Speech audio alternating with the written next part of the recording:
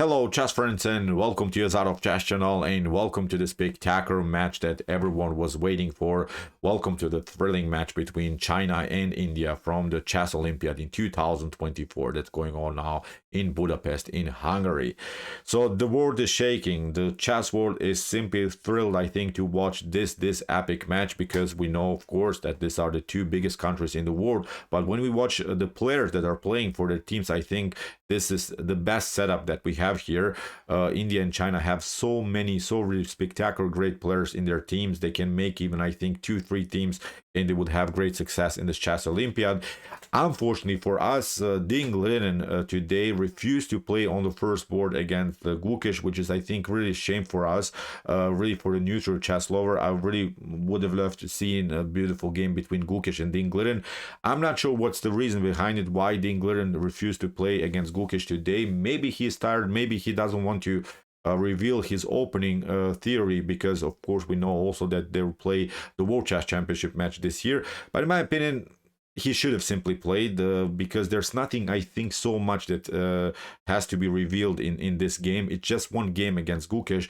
You can play maybe a different opening that will you not play in the World Chess Championship. Against e4 you go maybe the common Italian, maybe the common Rui Lopez stuff or something, or you go into a favorite Sicilian. Against d4 go into Queen's Gambit decline. I think there's not so much that Gukesh would have seen today in the game against Ding Liren. Unfortunately for China, he didn't play today. I think China would be much stronger with Ding Liren, of course, on the first board. And we're following now the epic, really incredible game, really one of the most thrilling games from the Chess Olympiad for sure. We have here Gukesh on the first board against Wei Ji. Wei Ji wouldn't be, of course, on the first board if Ding Liren would have played, but now he had to play against Gukesh today. And what's also worth to mention, the other three games ended with a draw, which makes this, I think, even a more spectacular game. Now, let's see now what happened. The game finished a couple of minutes ago. The winner of this game is then the winner of the match between India and China. So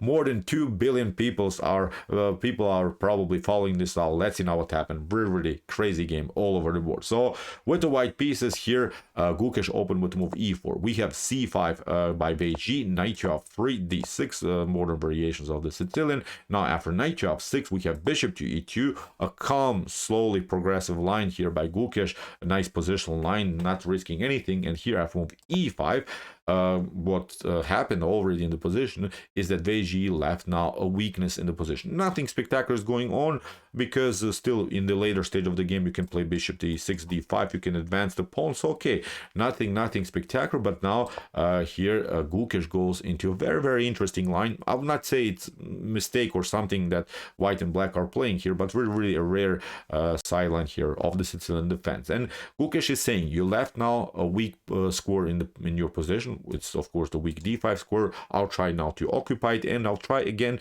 attack all of your pieces that are protecting now the d5 square. Try to occupy it, and when I fix my position around the square d5, then from that square I'll try to build at least some kind of an attack. So here we have bishop to e7, normal development, d3, knight to c6. Here Wei Ji is also going for the d4 square, but the downside for black is that black cannot actually really fix the position around the square d4 even if you occupy it somehow, because in one particular moment white has always still the flexibility after potential knight to e2 to play then c3 and then eventually kick away the knight. So black cannot really fix the position in the center, while white can really fix the position around the square d5. So it's I think a slightly positional advantage here already for Gukesh, but as I said, nothing spectacular so far. Bishop to g5 here by Gukesh, with the idea obviously to simply get rid of the piece that's controlling the d5 square. And now after something like, if you play something like h6 here from black's perspective, then I think after bishop to h4 still you can keep the tension, and also you can pick up the knight, simply go for the d5 square. Even bishop to h4 is even possible here. I've analyzed a little bit this opening theory further at home, if you don't mind. Here, even if something like this happens, it's actually not working, because then you're getting destroyed around the square d6. So white has here really great flexibility what to do in the game. So that's why here Wei Ji didn't even challenge the bishop. He knows that he'll probably lose the knight on f6, and He doesn't want to do anything. First of all, plays a calm kingside castling. We have now bishop to f6. As promised, simply getting rid of the key defender of the d5 square. We have bishop to f6 and now knight to d5. As I said, white can cement the position around the square d5, while black cannot cement the position around the square d4 because of the potential c3 move. Bishop to e6, queen to d2, maybe in some minds even preparing queenside castling, but now here Veggie is saying, no, we're not going to play such a sharp Sicilian. I'm going to attack you immediately if you castle queenside. So that's why Gukesh plays a calm kingside castling. b5, bishop to b3. Here Veggie is going out of this potential maybe light square problems by the light square bishop, so he's getting out of this mess, and he's basically preparing now to play similar move like in the King's Indian. If we, let's flip the board a little bit, if you're familiar maybe with the King's Indian structures,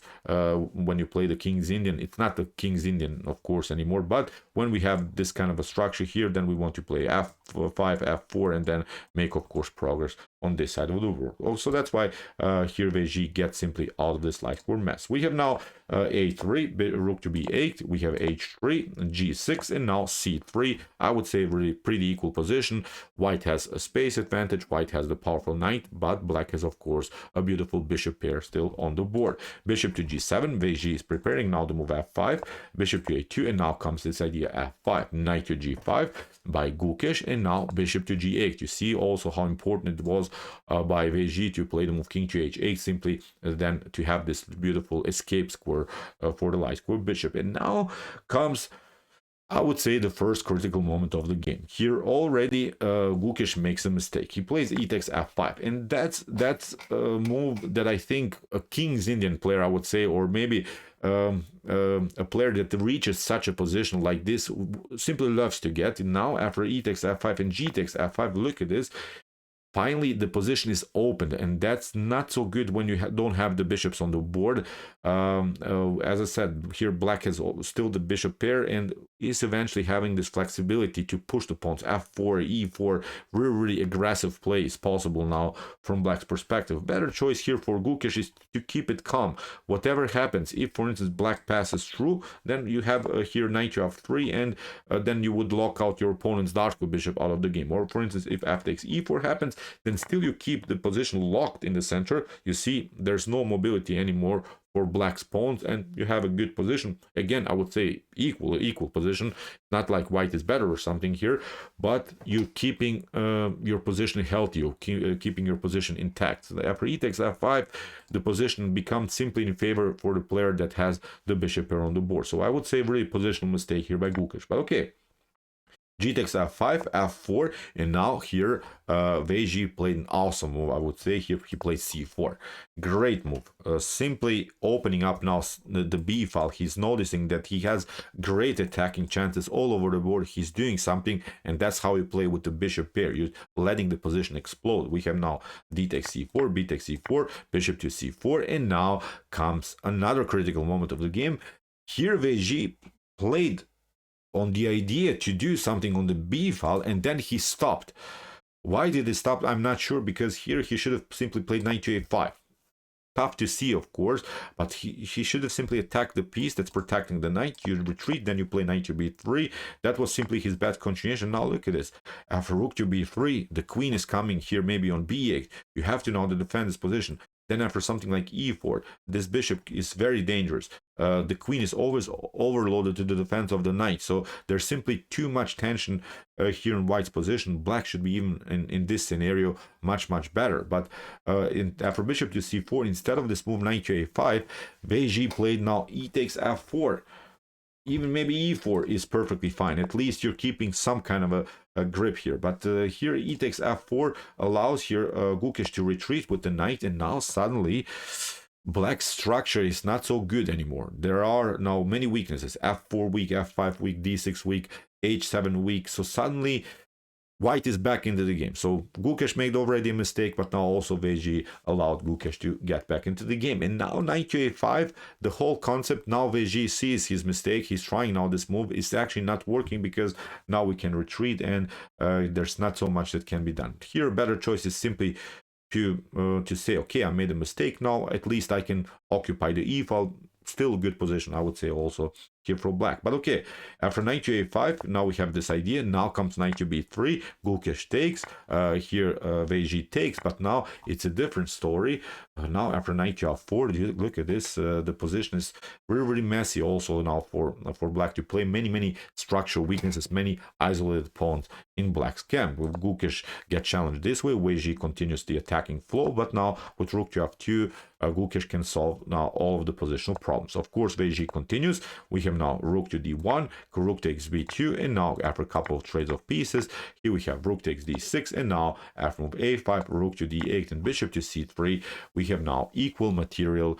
But okay, with maybe a slightly better position, I would say, for white, because again, because of this weaknesses here in the position, as many isolated pawns, at least these two pawns by white are connected. But again, the engine gives here now equal chances for both sides. But this is not over. This will become really an immortal game. Here, knight to d5, we have rook to b1, king to f2, rook to d1 here by Vg. Now comes rook takes g8. Here Vg went into a very aggressive line where he gave up two minor pieces, but he still has the rook on the board. But probably what Vg was thinking about, that he could maybe somehow grab this pawn, then create himself maybe an outside a pass pawn on the edge of the board. And you know how knights don't love to play against these types of pawns. So here Vg probably calculate, okay, maybe I can do something. And whenever you have this kind of an endgame where your opponent has two knights on the board, I think it's much maybe even easier to play now the game for black, because even if you mess up something, then you still can maybe sacrifice the rook for something, because white cannot checkmate you with only two knights on the board. If we could just imagine the position without any pawns on the board, without the rook on the board, only with the two knights on the board, then it's still a thematic draw. So that's why Vg probably calculated, okay, maybe I can try something. If something goes wrong, then I could maybe sack the rook and go again into drawish position. But okay, Gukesh is battling. Here we have rook to c1 by Vg. We have knight to b5, rook to c2, king to f1, and now you see how Gukesh keeps everything glued together and compact. This knight is protecting the knight is protecting the pawn. So far a solid setup by the pieces. So this is the problem of whites. You cannot just jump around, because then the knights would be loose. You have to keep them now connected. We have now rook to c1. Here Gukesh goes again with the knight in the center of the board. King to e3, activating the king, of course, in an endgame, very important stuff. And now king to f2, and now knight to e2. Here Gukesh found at least a way how to advance the pawn for a little bit. At least now the pawn is not on the third rank. At least now it's on the fourth rank. But again, I would say a pretty equal position. King to e5, g3, we have the rook to b6. Again, here Gukesh is trying to go somewhere with the king, but you see the rook is always cutting off white's ability to play with the king. We have now knight to f3, the king escapes, and now suddenly Gukesh is trying. He's trying to do something. He's dancing now with the knight, at least. He's trying to spy somehow the game, and he's trying, of course, somehow to pick up the pawn on a5. We have now rook to d8. Here we have a new attack. Again, this perpetual. Now, after a couple more moves, Vg went simply for this idea. He tried now to grab one of these pawns on the g or maybe on the h file. But again, he's trying at least to bring the king towards this side of the board, because if maybe white gets the king somewhere here, then it could be very dangerous for black. So that's why here knight to d5 by Gukesh. We have king to e5 by Vg, and now he went for this pawn. Now we have a check. Gukesh advances the pawn, rook to h3, an attack against this pawn. After knight to e2, here Vg found really beautiful move, how to simplify the game, I would say, further without any complications. Here he played an amazing f4. Great move, because if you play g takes f4, then you lose the knight. If you play knight to f4, then you get this one. Rook takes g3. If you try king to e4, then king to c5 is then very dangerous.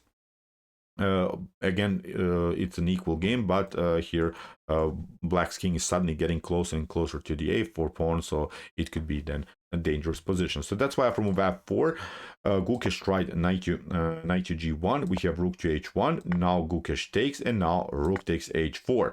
You see now Mission accomplished a little bit here, I would say, for VG. Again, it's an equal game, but at least now VG created also passer on the H file, which could be very, very maybe unpleasant for this knight to handle, because you know that the knights really don't like outside this distant pass pawns on the edge of the board. Okay, Gukesh is still battling. Knight to f3, king to h1, f5, we have h5. If you try here king to e7, that wouldn't be good. Then you invite your opponent's king into the game. Black has to be also careful how to play with the knight. So here after move f5, we have h5, we have knight to c3, we have h4, knight to e4 check. Now again new check. Here VG is really forced to go with the king in a passive on a passive square. We have now the move f6. Here Gukesh advances the pawn, and now comes already again the critical moment of the game. Here VG doesn't react correctly. Very tough to find now how to actually make a draw here, and the only way to survive this progress here of the pawn is to play first of all the check, and it's very complicated. Look at this. I've analyzed now really this position at home. There's simply this way to somehow hold. For instance, if white goes with the king on c4, now you push the pawn here, and if for instance white pushes the pawn on f7 here, then you deliver a new check, go closer with the king. Now you push the pawn. The most important thing is that knight to g5 doesn't come with the immediate attack against it. Comes with an attack against this pawn, but still you can advance it, and you can of course try to push it on h1. White cannot stop of course now this pawn anymore, has to push now his own pawn here. After the check, white can promote, black can promote, but actually it's not a winning position here, believe me or not, for white, because the rook is also close enough to the action. After a couple more checks maybe that white can play, you see the rook is still close enough, and now in a sequence maybe like queen to e7, you can maybe even try knight to f4. But even after rook to f4, queen to f4, actually this is a thematic draw. White cannot win this game. It's actually a table-based drawish position. You cannot squeeze a win out of this game. It just will cover probably many times with the knight, but you don't have access with the king, and actually this was the way here for VG to hold the draw. But after move f6, he didn't play rook to d1, he played now the move h3, advance the pawn, but this is not working because after f7, rook to f1, he's playing now. Even if you try now king to e7, king to e7 now in this position is not working, because first of all we protect, and you see now this move knight to g5 comes again against the pawn. You have to play something like this. Maybe you can deliver a new check, but now it's a different story. Now in a potential sequence like this, actually you're getting simply destroyed. Here the king is also close enough. After a couple more moves you deliver some checks, then after something like knight to c6, you have to even give up back material, or maybe if you can lose the queen here around the square c6, but it simply gave him over here for black. So see now king to e7 is not even working anymore in this particular position. So that's why after f7, rook to f1 by VG, we have now knight to g5, h2, we have knight to f3. Great move again here by Gukesh, disconnecting now the rook from the defense of the f file. We have now king to e7. But even if you go here again rook to d1, then something like this will happen, and again comes similar tactics. Again the knights are close enough to the action, the queen is there, and actually again black is facing huge problems. But this was again maybe the only way here to play rook to d1 and somehow survive the attack. But after knight to f3, what VG did, he played now the worst move. He played now pardon me, king to e7, allowed here knight takes h2, and it's different story. Now look at this, the knight is protecting of course the pawn. VG tried to go behind, but now comes this idea, rook to a3, king to d2, and now a beautiful maneuver here by Gukesh, knight to h6. The issue is now again you don't have access to the f4 square. If you do that, then of course you lose the rook, and you don't have also any potential move with like rook to g4 in order to stop this dangerous knight to g6 check, and then the promotion on f8. So here VG tried rook to a2, Gukesh escapes, and now he tried rook to f3, and in this particular position VG resigned. Look at this, the game lasted for 80 moves, which is really epic. Both of the players were really low on clock. They they played an awesome game, but VG missed, I think, here many things, and he should not probably have gone into this rook versus two knights endgame. Probably he should have played more solid endgame idea. Gukesh won this game, incredible performance. Gukesh found ultimate beautiful ideas how to squeeze a win out of this. He played really like Magnus Carlsen, this beautiful endgame. Incredible performance by the young chess player, and with this win he managed to squeeze also win out of the in the match for his team India against China, and that makes now this tournament almost impossible now for anyone to catch here India, because now India has 7 wins out of the first 7 rounds, which is really incredible. Iran, I think, is also there. They won their match against Vietnam today, which is a huge result, I think, for Iran. Vietnam was also great in the tournament so far, but now Iran has 6 wins and 1 draw in the competition, and also I think we'll see who can maybe catch up, maybe Uzbekistan or someone, but we'll see. So far it's a pure domination by chess team India. Really great game here, great end game by Gukesh and VG. Unfortunately for VG, he didn't find the best solutions, but Gukesh won now his game, and as I said, it's a little bit sad to see maybe that England didn't play today. Maybe China would have even a better result. Who knows what would happen? But I think still I think that England should have played against Gukesh today. So okay, I hope that you enjoyed this game. I really enjoyed it a lot. Interesting ideas here in the Sicilian defense by both players. If you want to see also the beautiful path by Arjun Ergaisi, where he in one particular moment had 6 wins in the first 6 rounds of this event. Today he played a draw, which is still a good result, I would say, for Arjun, but he has a great performance, 6.5 points now out of the 7 rounds. Check out also his games here. Here are some games that we have analyzed before, and if you like this content, hit the subscribe button. See you soon with some more videos, and what do we say in the end? Chess is the best, of course.